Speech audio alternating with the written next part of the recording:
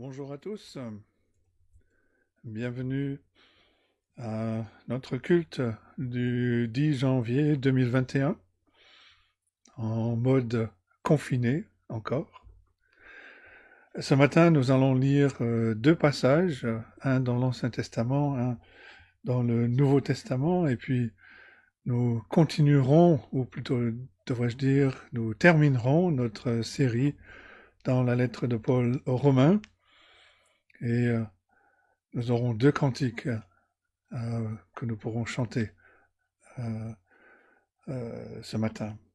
Mais pour commencer, je vous invite à nous tourner vers Dieu dans la prière. Prions.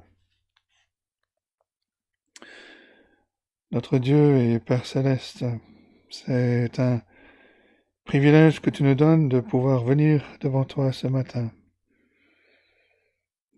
Nous savons que ce ne sont pas nos œuvres ou nos mérites qui ont ouvert cet accès libre dans ta présence, mais c'est toi, en nous donnant ton Fils comme notre substitut, notre Sauveur. Nous te louons pour Jésus-Christ, pour le fait qu'il soit devenu homme pour nous, qu'il ait accepté de prendre sur lui notre humanité, de devenir péché pour nous, afin de devenir notre Sauveur, notre Roi, notre Maître. Nous te louons de ce qu'il règne aujourd'hui et maintenant au ciel, qu'il est honoré, adoré. Nous te louons encore plus pour le fait que ton Fils n'a pas oublié son Église sur terre, bien qu'il soit entouré des louanges parfaites au ciel. Il se soucie de nous et il nous parle par sa parole. Et nous te prions, notre Dieu, que par ta parole, par ton Esprit Saint qui œuvre parmi nous, nous soyons attirés encore plus au Seigneur Jésus-Christ, qu'il devienne plus merveilleux à nos yeux. Nous te prions, Père céleste, de nous transformer par ta grâce afin de ressembler davantage à notre Seigneur Jésus-Christ. Enseigne-nous, Seigneur, alors que nous sommes tes disciples, que nous sommes tes enfants. Attire-nous alors que nous sommes tes serviteurs. Instruis-nous par ta vérité, afin que nous vivions des vies qui soient marquées par ta vérité. Et donne-nous cette joie particulière quand tu nous parles, quand par ton Esprit Saint tu diriges nos regards vers notre Seigneur et Sauveur Jésus-Christ. Viens bénir ton peuple qui se rassemble aujourd'hui sur toute la surface de la terre dans des situations aussi diverses les unes que les autres. Pardonne nos fautes. Ouvre les yeux de ceux qui ne te voient pas. Réconforte ceux qui passent par des moments difficiles. Et glorifie-toi au milieu de ton Église, nous te le prions. Dans le nom de notre Seigneur et Sauveur Jésus-Christ.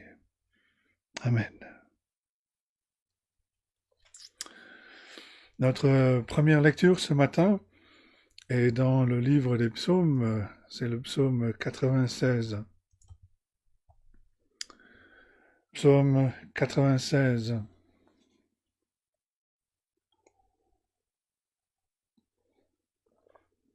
Charles Spurgeon, dans son introduction du commentaire de ce psaume, écrit ceci: c'est un grand cantique missionnaire, et c'est un mystère que les Juifs peuvent le lire et rester exclusifs. S'ils n'étaient pas aveuglés, ils verraient que l'Éternel avait toujours un dessein d'amour pour toutes les familles de la terre, qu'il n'avait jamais décrété que sa grâce et son alliance seraient réservées aux seuls descendants d'Abraham selon la chair. Nous ne sommes pas surpris que David, au grand cœur, se soit réjoui et ait dansé devant l'arche de l'Alliance, en voyant, en vision, toute la terre se détourner des idoles pour se tourner vers le seul vrai Dieu. C'est un cantique pour les nations, un hymne triomphant pour célébrer la conversion des nations à Dieu au temps de l'Évangile, c'est-à-dire aujourd'hui. Lisons donc ce psaume 96. Chantez à l'Éternel un cantique nouveau. Chantez à l'Éternel, vous tous, habitants de la terre. Chantez à l'Éternel, bénissez son nom. Annoncez de jour en jour son salut. Racontez parmi les nations sa gloire, parmi tous les peuples ses merveilles. Car l'Éternel est grand et très digne de louange. Il est redoutable par-dessus tous les dieux, car tous les dieux des peuples sont des idoles. L'Éternel a fait les cieux. La splendeur et la magnificence sont devant sa face. La gloire et la majesté sont dans son sanctuaire.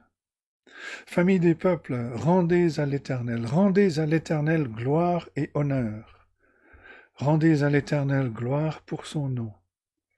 Apportez des offrandes et entrez dans ses parvis. Prosternez-vous devant l'Éternel avec des ornements sacrés. Tremblez devant lui, vous tous, habitants de la terre. Dites parmi les nations, l'Éternel règne, aussi le monde est ferme, il ne chancelle pas. L'Éternel juge les peuples avec droiture. Que les cieux se réjouissent, et que la terre soit dans l'allégresse. Que la mer retentisse avec tout ce qu'elle contient. Que la campagne s'égaie avec tout ce qu'elle renferme. Que tous les arbres des forêts poussent des cris de joie devant l'Éternel, car il vient pour juger la terre. Il jugera le monde avec justice et les peuples selon sa fidélité. Et nous allons chanter un cantique qui est inspiré de ce psaume.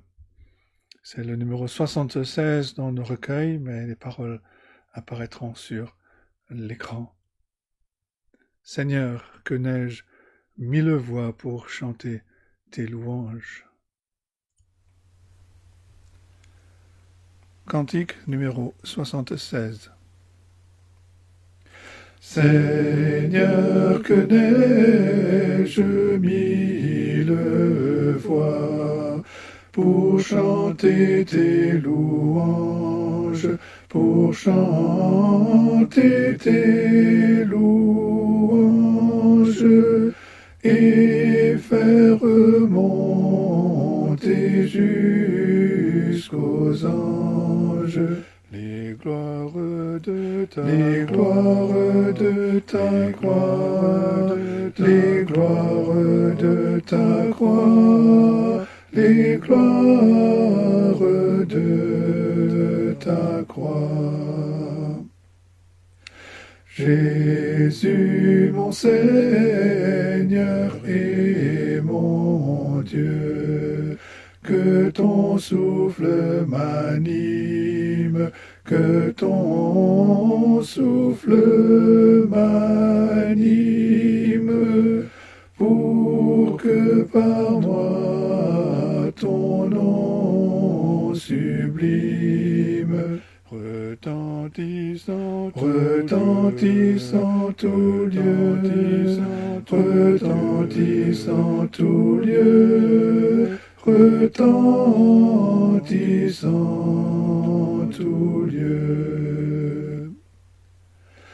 Doux nom qui fait tarir nos pleurs, ineffable harmonie, ineffable harmonie, tu répands la joie et la vie, et la paix dans nos cœurs, et la paix dans nos cœurs, et la paix dans nos cœurs.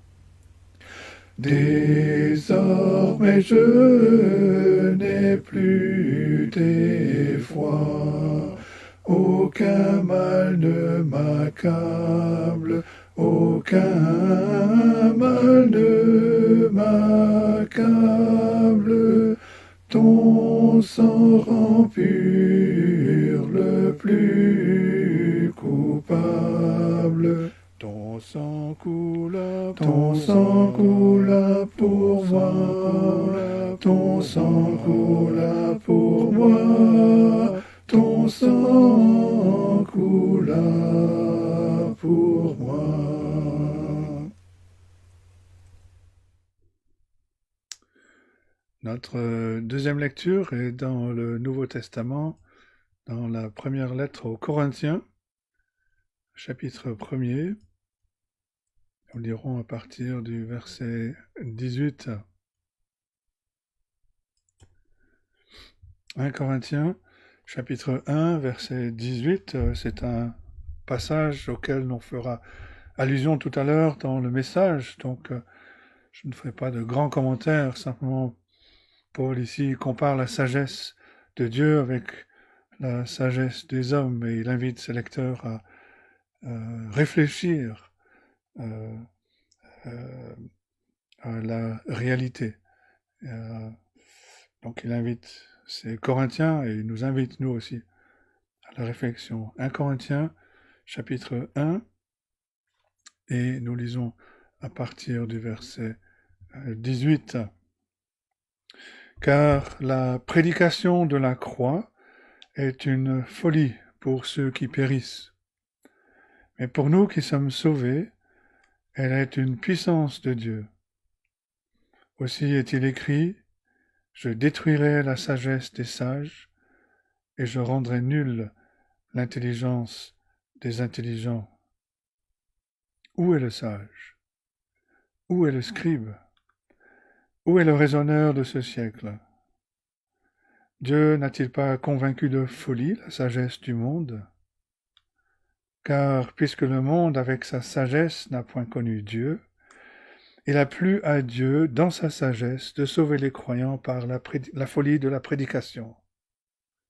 Les Juifs demandent des miracles et les Grecs cherchent la sagesse. Nous prêchons Christ crucifié. Scandale pour les Juifs et folie pour les païens. Mais puissance de Dieu et sagesse de Dieu pour ceux qui sont appelés, tant juifs que grecs. Car la folie de Dieu est plus sage que les hommes, et la faiblesse de Dieu est plus forte que les hommes. Considérez, frères, que parmi vous qui avez été appelés, il n'y a ni beaucoup de sages selon la chair, ni beaucoup de puissants, ni beaucoup de nobles. Mais Dieu a choisi les choses folles du monde pour confondre les sages. Dieu a choisi les choses faibles du monde pour confondre les fortes. Et Dieu a choisi les choses viles du monde, celles qu'on méprise, celles qui ne sont point, pour réduire à néant celles qui sont, afin que personne ne se glorifie devant Dieu. Or, c'est par lui que vous êtes en Jésus-Christ, qui, par la volonté de Dieu, a été fait pour nous sagesse, justice, sanctification et rédemption, afin, comme il est écrit, que celui qui se glorifie dans le Seigneur. Et c'est la parole de Dieu. Que Dieu nous aide à méditer sur ces choses et qu'il bénisse la lecture de sa parole.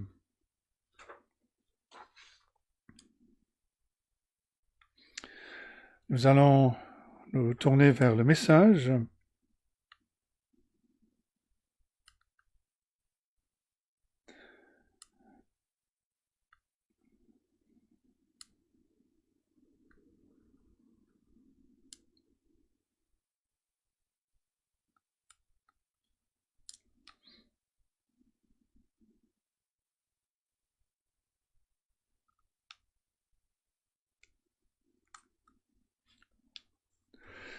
Et nous allons aller dans Romains chapitre 16 pour lire les derniers versets de ce chapitre et de la lettre.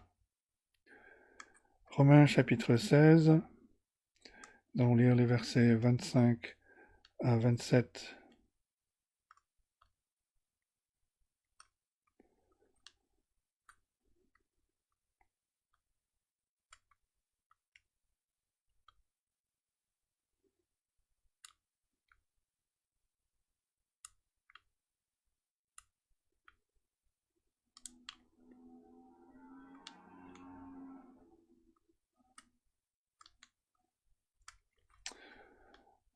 Petit souci avec l'enregistreur.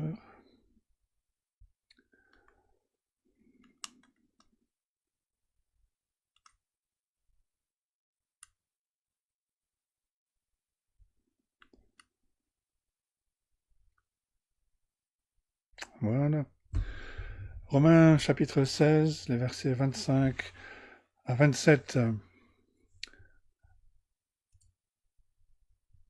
L'apôtre Paul a donné ses dernières salutations aux chrétiens qui sont à Rome, des personnes qu'il connaît alors qu'il n'a pas encore été à Rome, et le petit groupe qui se trouvait avec lui dans la maison de Gaius à Corinthe a transmis ses salutations avec celles de Paul aux croyants à Rome. Et avant que Paul ne donne la lettre à Phoebé, pour qu'elle l'emporte avec elle et la transmette à l'église à Rome, Paul écrit, et c'est la parole de Dieu, au verset 25. À celui qui peut vous affermir selon mon évangile et la prédication de Jésus-Christ, conformément à la révélation du mystère caché pendant des siècles, mais manifesté maintenant par les écrits des prophètes, d'après l'ordre du Dieu éternel, et porté à la connaissance de toutes les nations, afin qu'elles obéissent à la foi. À Dieu, seul sage, soit la gloire au siècle des siècles, par Jésus-Christ. Amen. Et c'est la parole de Dieu. Comme je l'ai dit, c'est le dernier message dans notre série en Romains. Ça ne veut pas dire qu'on n'y reviendra pas, mais c'est la fin de cette série et il y a une certaine émotion quand on termine une série. Quand on dit au revoir à une lettre aussi riche que cette lettre aux Romains, on est un peu triste. Mais Paul termine sa lettre avec une merveilleuse doxologie, une doxologie joyeuse. Il élève nos esprits, il élève nos cœurs, nos pensées dans l'adoration, dans la louange. C'est la définition d'une doxologie. C'est une parole qui exprime la louange, le plaisir, le délice, l'admiration de la majesté, de la merveille et de la splendeur de la grâce de Dieu dans l'évangile de notre Seigneur Jésus-Christ. C'est une doxologie plutôt complexe, c'est une seule phrase assez complexe, mais en la décortiquant en fait, c'est assez simple. Le message à la fin de Romains est, au début du verset 25, à celui, la fin du verset 27, soit la gloire au siècle des siècles par Jésus-Christ. Amen. C'est une doxologie longue, sans doute la plus longue dans le Nouveau Testament. Dans certaines versions, je ne sais pas si c'est votre cas, mais dans certaines versions, il y a des notes en bas de page qui citent des experts qui se demandent si cette doxologie appartient à la fin de Romains, parfois pour des raisons très bizarres. Mais Paul résume ici tout ce qu'il a dit dans cette lettre. Et on n'a aucune raison de douter que cette doxologie ne vienne pas de Paul à la fin de sa lettre aux Romains. Elle appartient ici, parce que c'est un magnifique exposé des richesses que Paul nous a apportées dans les 16 chapitres de cette lettre. Quand on assiste à une parade militaire, on voit les soldats marcher devant un chef d'État ou devant un roi. Ils marchent au pas et à un moment donné, l'ordre retentit, tous les regards à droite. Et toutes les têtes des soldats se tournent vers la droite pour saluer le chef d'État. Et dans un sens, Paul ici est en train de nous dire tous les regards à droite. Et les regards sont portés sur Dieu, sur sa majesté, sur sa gloire. Et c'est ce que cette lettre veut produire. Elle est là pour détruire mon autosuffisance et fixer mes regards sur la suffisance, la gloire, la majesté du grand Dieu qui, en Jésus-Christ, m'a apporté un salut si grand et si glorieux. C'est Martin Luther qui dit au sujet de cette lettre qu'elle abaisse et détruit toute la justice de la chair. Et Paul ici veut louer Dieu pour deux choses. La première dans les versets 25 et 26, à celui qui peut vous affermir, et la seconde au verset 27, à Dieu, seul sage. Deux choses au sujet de Dieu. Et c'est intéressant de noter que ce sont les deux thèmes qu'il aborde au début de la lettre suivante. On pourrait penser que Paul savait que ces lettres allaient être mises dans l'ordre que nous avons actuellement. Parce que les deux choses sur lesquelles il porte son attention alors qu'il résume l'Évangile décrivent comment l'Évangile a été une manifestation de la puissance de Dieu et de la sagesse de Dieu. Et on a lu ce verset en 1 Corinthiens 1, les versets 23 et 24.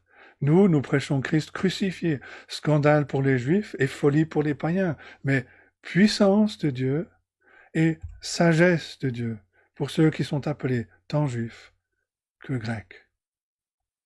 Deux thèmes donc, deux points dans notre message, la puissance de Dieu et la sagesse de Dieu. Premier point, la puissance de Dieu, et c'est ce que Paul décrit dans les versets 25 et 26 en Romains 16.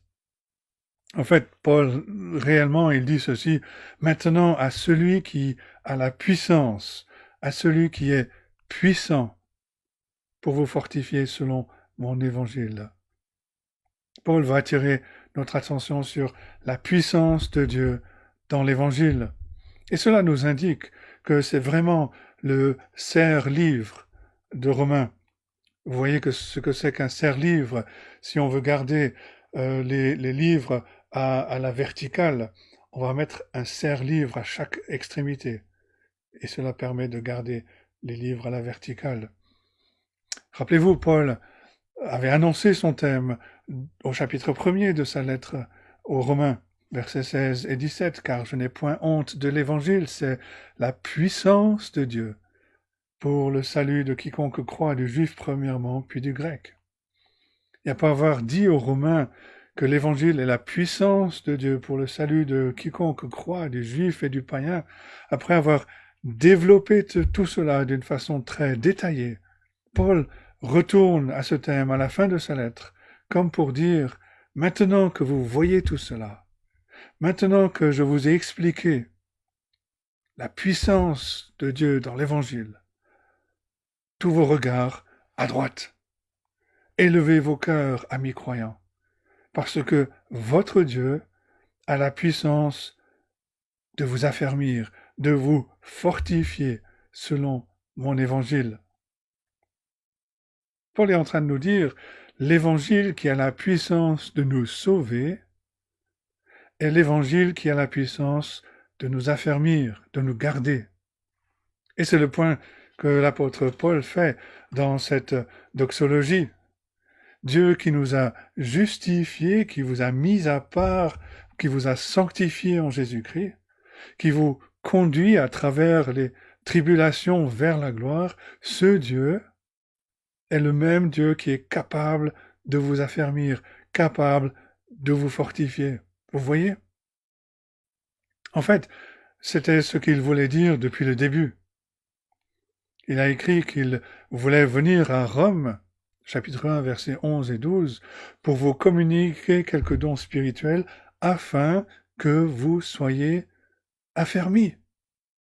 Ou plutôt, afin que nous soyons encouragés ensemble au milieu de vous, par la foi qui nous est commune à vous et à moi.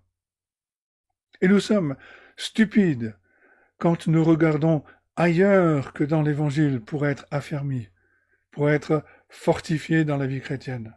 Et malheureusement, nous le faisons trop souvent. Et nous perdons de vue le fait que toute force qui nous est transmise exclusivement dans l'Évangile de Jésus-Christ. Et dès que Paul a dit cela, il redevient lui-même comme ce qu'il a été tout au long de la lettre. Cet évangile, dit Paul, il va développer, qui a été manifesté dans notre temps, est un évangile que Dieu avait gardé, caché pendant les siècles, jusqu'au temps marqué où il devait être révélé dans notre Seigneur Jésus-Christ. On peut avoir du mal à saisir tout ce que Paul dit ici, à moins de se plonger dans les Écritures. Rappelons-nous, Paul faisait partie de ce peuple qui avait reçu toutes les promesses de Dieu. Et comme Pierre, l'apôtre Pierre le précise, même ceux qui ont reçu les promesses du Messie se sont grattés la tête en se demandant quelle était la signification de cette révélation qu'ils avaient reçue. Qui est le Messie? Quand va-t-il venir? Qu'est-ce qu'il va faire? Et maintenant, au temps de l'apôtre Paul, tout cela a été révélé, tout cela a été manifesté, tout cela a été apporté à la connaissance de tous. Pour ainsi dire, Dieu a retiré l'échafaudage qui entourait son Fils dans l'Ancien Testament. Et il l'a révélé, il l'a manifesté. Est-ce que vous voyez la révélation de ce mystère qui avait été caché afin d'être révélé au bon moment? Et ce moment, dit Paul, c'est maintenant. Ce qui est frappant, c'est que Paul a argumenté tout au long de cette lettre que ce mystère a été gardé secret pendant des siècles. Pourtant, Amos 3, verset 7, par exemple, déclare « Car le Seigneur l'Éternel ne fait rien sans avoir révélé son secret à ses serviteurs les prophètes. » Et quand on lit l'Ancien Testament, certains prophètes ont eu des aperçus. Moïse, par exemple, a eu un aperçu. Il l'a écrit en Genèse 3, verset 15. Dieu va envoyer celui qui écrasera la tête du serpent, celui qui écrasera le serpent.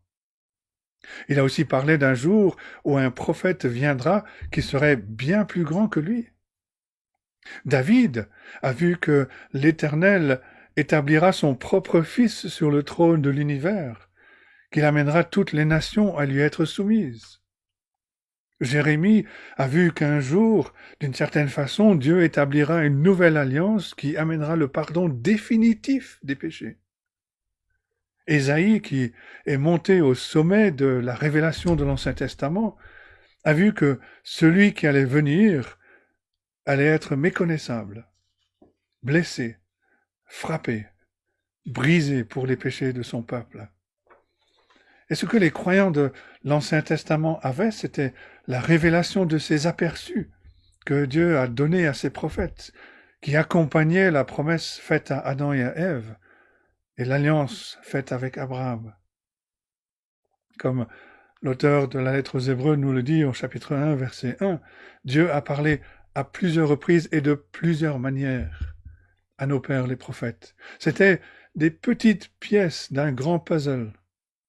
Et les croyants de l'Ancien Testament essayaient de mettre ensemble les pièces pour voir l'image en entier.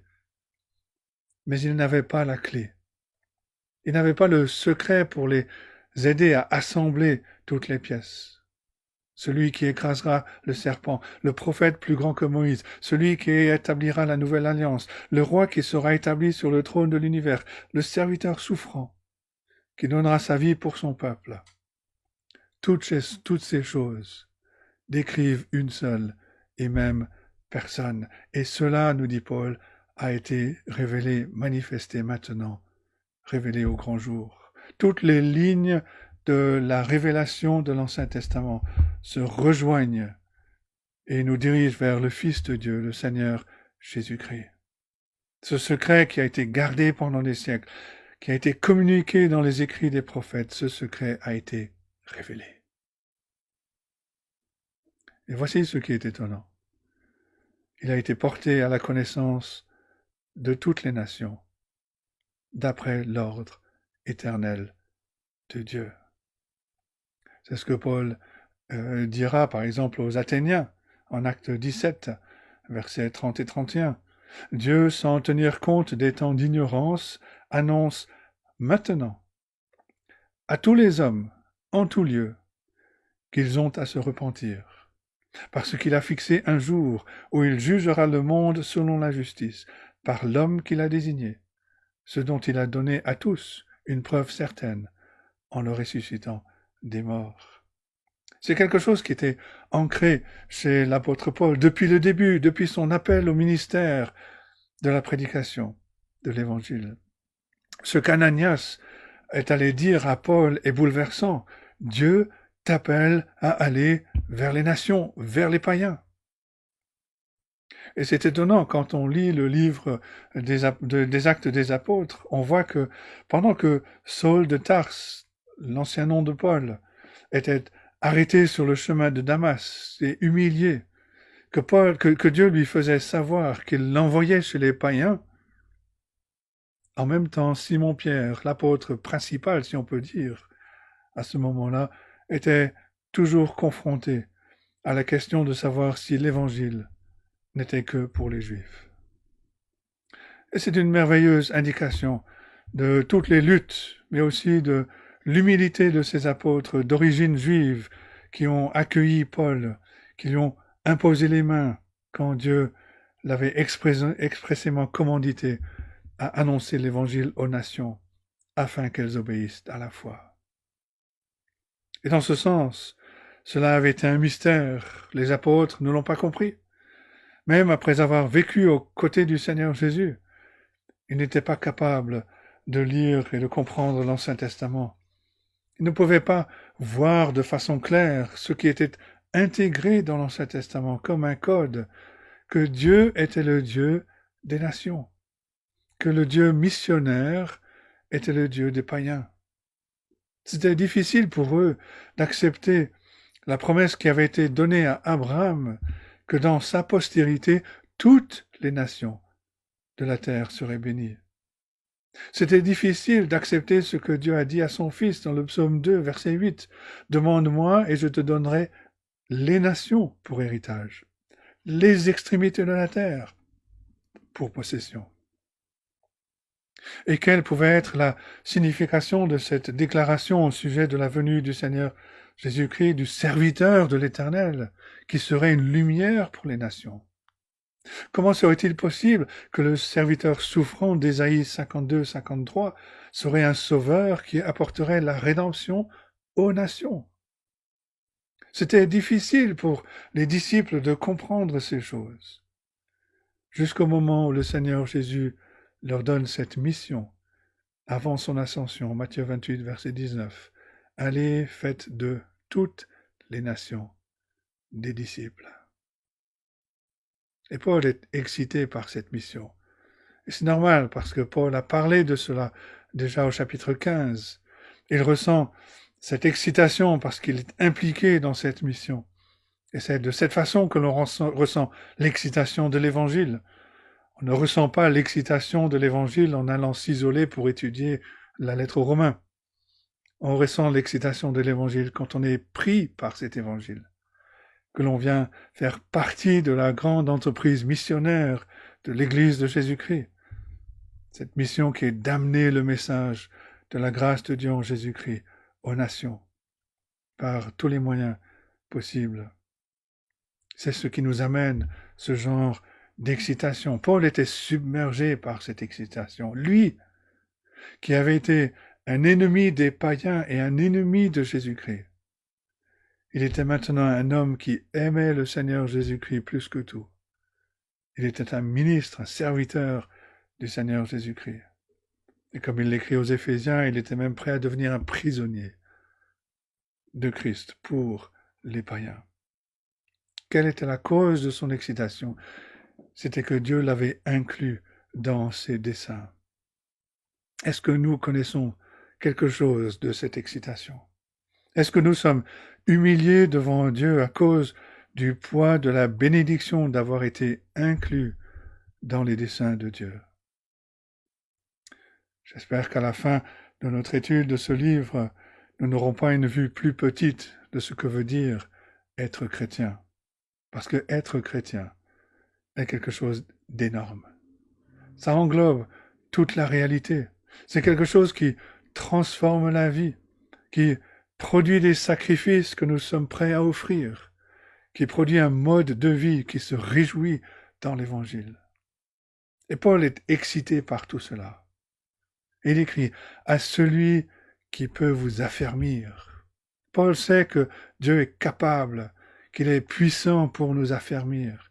Selon mon évangile et la prédication de Jésus-Christ, conformément à la révélation du mystère caché pendant des siècles, mais manifesté maintenant par les écrits des prophètes, d'après l'ordre du Dieu éternel et porté à la connaissance de toutes les nations, afin qu'elles obéissent à la foi. Quel est l'ordre du Dieu éternel? C'est d'amener les hommes à l'obéissance de la foi. Paul a déjà utilisé cette expression au début de cette lettre aux Romains. Romains chapitre 1, nous allons relire les 6 premiers versets. C'est surtout dans la fin du verset 5, mais pour voir le contexte, lisons les 6 premiers versets. Romains chapitre 1. Paul, serviteur de Jésus-Christ, appelé à être apôtre, mis à part pour annoncer l'évangile de Dieu, évangile qui avait été promis auparavant de la part de Dieu par ses prophètes dans les Saintes Écritures. Il concerne son Fils, né de la postérité de David selon la chair, déclaré Fils de Dieu avec puissance, selon l'Esprit de sainteté, par sa résurrection d'entre les morts, Jésus-Christ notre Seigneur. Par lui, nous avons reçu la grâce et l'apostolat pour amener en son nom à l'obéissance de la foi tous les païens, parmi lesquels vous êtes aussi, vous qui avez été appelés par Jésus-Christ. Qu'est-ce qu'il veut dire par cette expression? Beaucoup de livres ont été écrits pour expliquer ce que Paul voulait dire par cette expression, l'obéissance de la foi, mais pourtant c'est assez clair. Quand on vient à croire dans le Seigneur Jésus-Christ, on obéit au commandement de l'Évangile qui nous dit de croire. Et quand on vient à croire en Jésus-Christ, on vient à lui obéir. Parce que si on ne lui obéit pas, on ne peut pas faire partie de ceux qui croient en lui, qui lui font confiance. C'est une réalité très simple et c'est une réalité très profonde. La foi est l'obéissance au commandement de Dieu de croire en Jésus-Christ comme notre Seigneur et notre Sauveur. Et dans la vie quotidienne, la foi s'exprime et ressemble à une vie d'obéissance totale au Seigneur Jésus en toutes choses. C'est la passion de l'apôtre Paul. Il l'avait dit en Romains chapitre 6, verset 17, ce que signifie être converti. Verset 17, « Mais grâce soit rendue à Dieu de ce que, après avoir été esclave du péché, vous avez obéi de cœur à la règle de doctrine, à la forme de l'Évangile, dans laquelle vous avez été instruits. » Pour le Nouveau Testament, un chrétien désobéissant est une contradiction. Si je vis dans une désobéissance constante, c'est le fruit de mon imagination si je pense pouvoir continuer ainsi et vivre la vie chrétienne. On peut être chrétien, mais une vie de désobéissance ne donne aucune preuve d'être chrétien. Une telle personne vit une vie de résistance au commandement du Seigneur Jésus-Christ. L'Évangile est là pour nous amener à l'obéissance de la foi. C'est ce pourquoi la puissance de Dieu nous a fermis, pour amener à l'obéissance de la foi toutes les nations. Et Paul loue Dieu donc pour sa puissance dans l'Évangile, sa puissance dans la proclamation de Jésus-Christ. Mais le deuxième point, Dieu loue Paul pour la sagesse de Dieu. Et c'est intéressant de le noter, parce qu'on peut comprendre pourquoi Paul loue Dieu pour sa puissance. Toute cette lettre a été au sujet de la puissance de Dieu dans l'Évangile pour le salut de quiconque croit.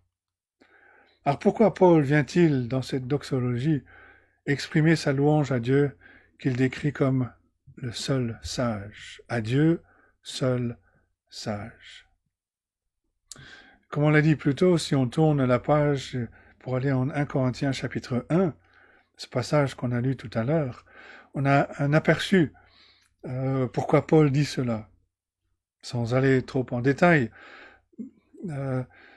Paul décrit l'œuvre de Dieu en Jésus-Christ comme l'explication et l'exposition de la puissance de Dieu. La puissance de salut de Dieu est merveilleuse, parce que Dieu manifeste cette puissance dans la faiblesse infâme de la croix de Jésus-Christ. Pour ceux qui recherchent la puissance, il nous dirige vers la croix. Il nous dit, voici la puissance de Dieu. Il n'y a pas d'autre puissance dans tout l'univers qui peut nous délivrer de la condamnation, de la domination du péché, de la culpabilité du péché, de la honte du péché, de l'esclavage du péché, de la mort, de Satan, de l'enfer, du jugement. Il n'y a aucune puissance dans l'univers qui a la puissance de Christ crucifié. Et en même temps, Paul nous dit qu'il n'y a pas de sagesse plus grande dans l'univers que la sagesse que Dieu a manifestée en apportant le salut à des pécheurs perdus d'une telle façon que sa justice parfaite soit satisfaite et que sa grâce infinie, sa miséricorde et son amour soient démontrés. Voilà la sagesse de Dieu dans l'Évangile. Il a conçu dans son extrême sagesse cette merveilleuse manière de sauver des pécheurs, ses ennemis par nature, des enfants de colère, et en même temps d'exercer son jugement saint contre le péché, de manifester sa justice. La croix est le lieu où l'amour et la justice de Dieu se rencontrent. Dans son livre « La croix est un scandale » publié chez Europresse, Don Carson écrit « Où se trouve la preuve la plus évidente de l'amour de Dieu ? À la croix. Où se trouve la preuve la plus évidente de la justice de Dieu ? À la croix. C'est là que la colère et la miséricorde se conjuguent, le lieu où la sainteté et la paix s'embrassent. La croix est le moment le plus fort de l'histoire de la rédemption.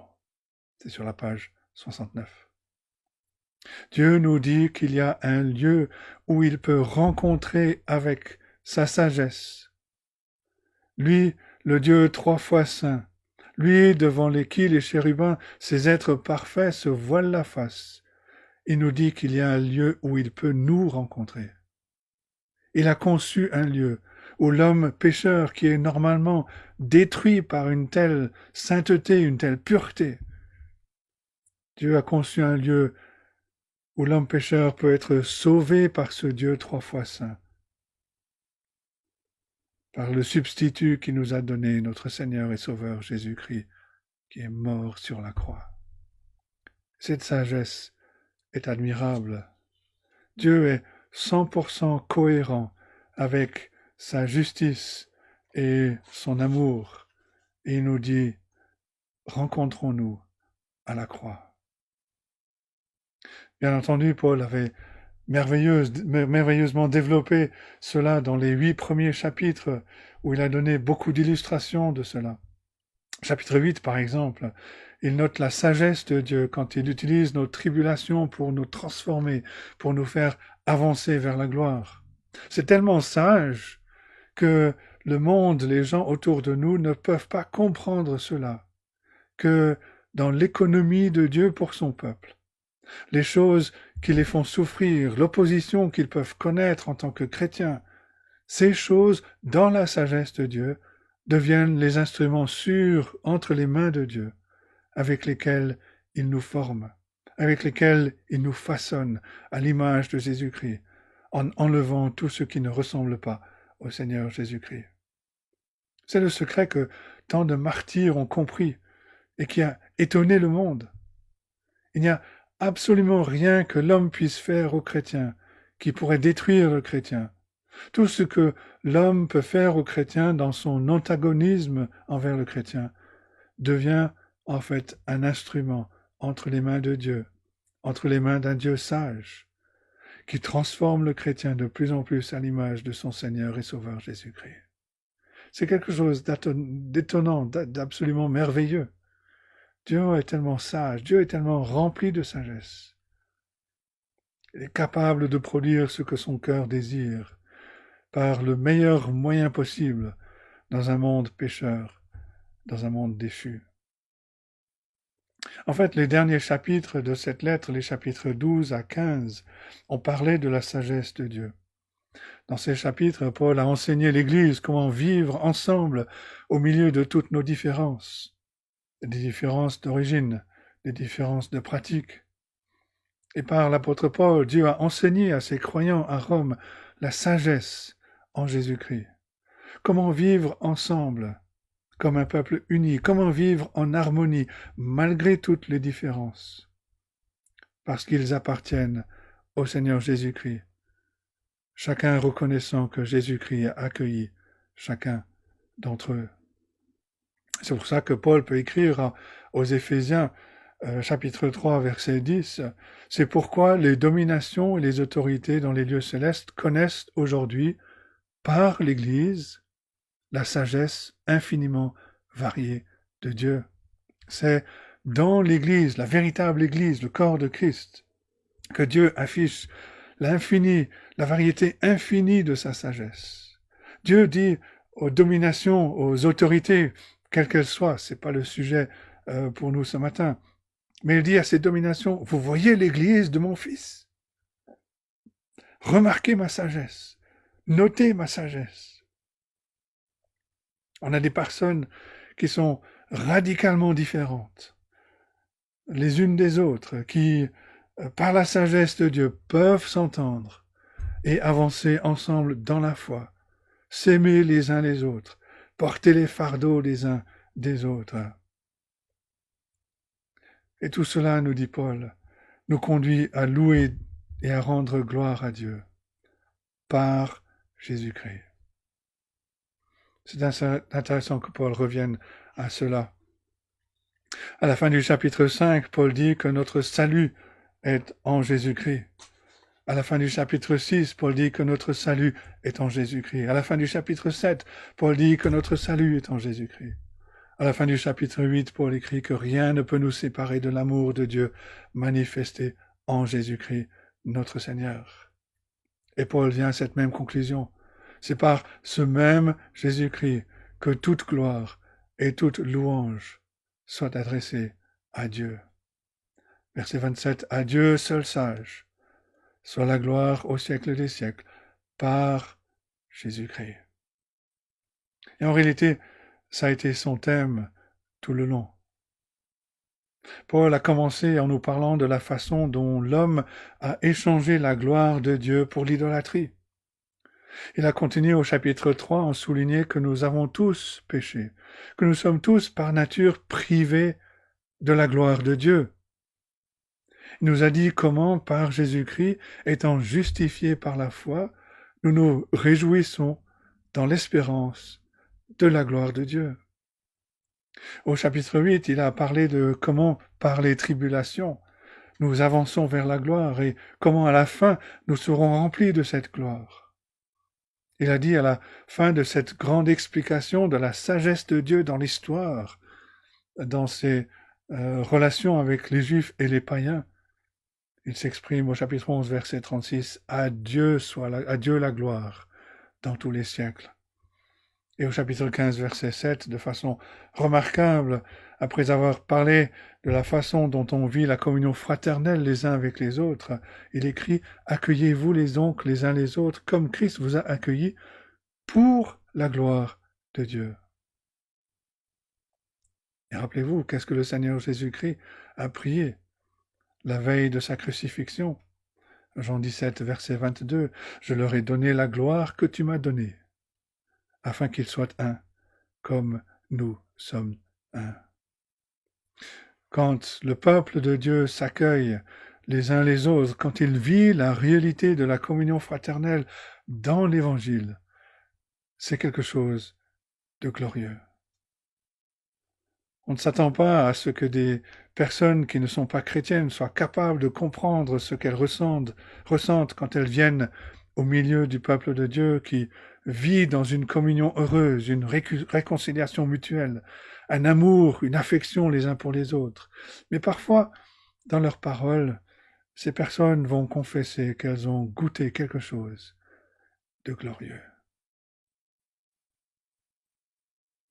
Cet évangile vient donc de la gloire de Dieu. Cet évangile nous amène vers la gloire de Dieu.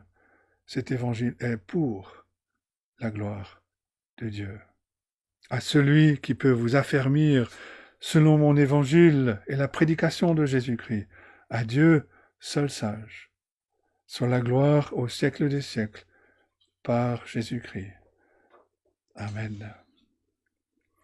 Que Dieu nous aide à comprendre ces choses et qu'il bénisse sa parole à nos cœurs.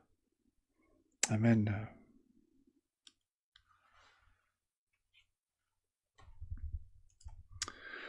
C'est ainsi que se termine notre série dans cette lettre de Paul aux Romains.